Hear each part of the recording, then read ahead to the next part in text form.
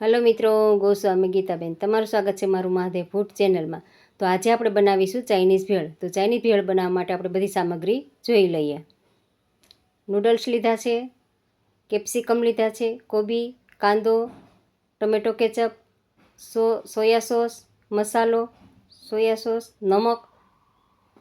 હવે પાણી ગરમ કરી લીધું છે, એમાં ગરમ પાણીમાં નાખી દઈશું નૂડલ્સ બધા. 5 મિનિટ માટે રહેવા દેવાના છે. ગેસ ઉપર નથી બાફવાના, ગરમ પાણીમાં નીચે ઉતારીને જ નાખવાના છે.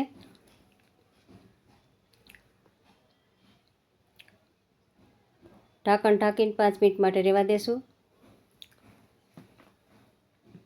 5 મિનિટ થઈ ગઈ છે. હવે જોઈ લઈએ તો સરસ બફાઈ ગયા હોય એવું લાગે છે.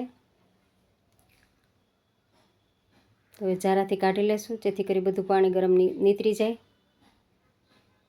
હવે ઠંડુ પાણી લીધું છે, ઠંડા પાણીમાં બધા નૂડલ્સ નાખી દેશું. ઠંડા પાણીમાં નાખી દઈશું તો બનાવવા ટાઈમે બહુ લોંદા જેવા ન થાય. ને ઠંડા પાણીમાં નાખ્યા પછી 2 મિનિટ બહાર રહેવા દેવાના છે. હવે ગરમ તેલ મૂકી દીધું છે. ગરમ તેલ પહેલેથી મૂકી દીધું હતું.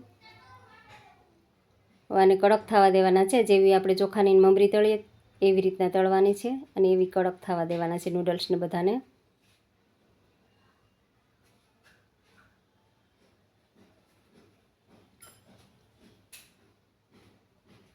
તો મમરીની જેમ જો તળાઈ ગયા છે સરસ. મારી બાજુમાં મકાનનું કામ ચાલે છે તો બહુ જ અવાજ આવે છે, તેથી કરીને મારે વિડીયો પણ મોડો મૂકાણો છે. હવે આપણે કાઢી લઈશું ઝારામાં. હવે થોડુંક તેલ મૂકશું પાછું. તેલ તો આપણું ગરમ થઈ જ ગયું છે. હવે કાંદા નાખી દેશું, કોબી નાખશું, કેપ્સિકમ નાખશું.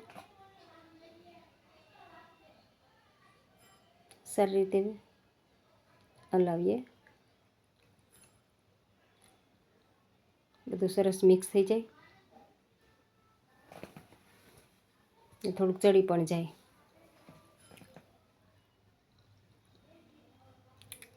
બહુ મકાનનો અવાજ આવે છે, જેથી કરીને વિડીયો પણ મોડો મૂકાણો છે મારો આજે. ટમેટો કેચઅપ નાખી દેશું.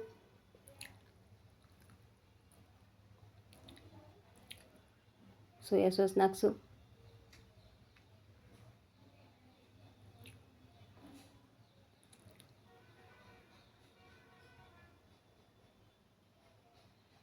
મસાલો નાખશું. નમક નાખશું. હવે ફરી પાછું સારી રીતે હલાવશું, ફેરવીને બધું મિક્સ કરી દઈએ.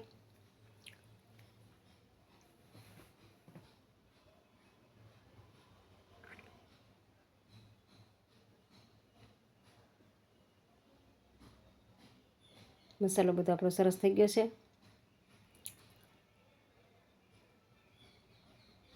હવે નૂડલ્સ નાખી દઈશું. કડક સરસ મમરી જેવા થઈ ગયા છે, તો ખાવાની પણ મજા આવશે. બાળકોને બહુ જ ભાવે. હવે સારી રીતે મિક્સ કરી લેશું.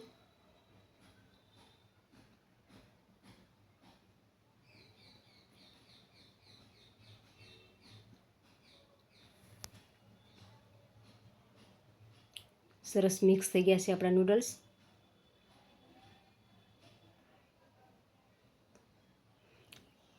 તો તૈયાર છે આપણી ચાઇનીઝ ભેળ. જો તમને મારી રેસીપી પસંદ આવી તો મારી ચેનલને લાઇક કરો, શેર કરો અને સબસ્ક્રાઈબ કરો.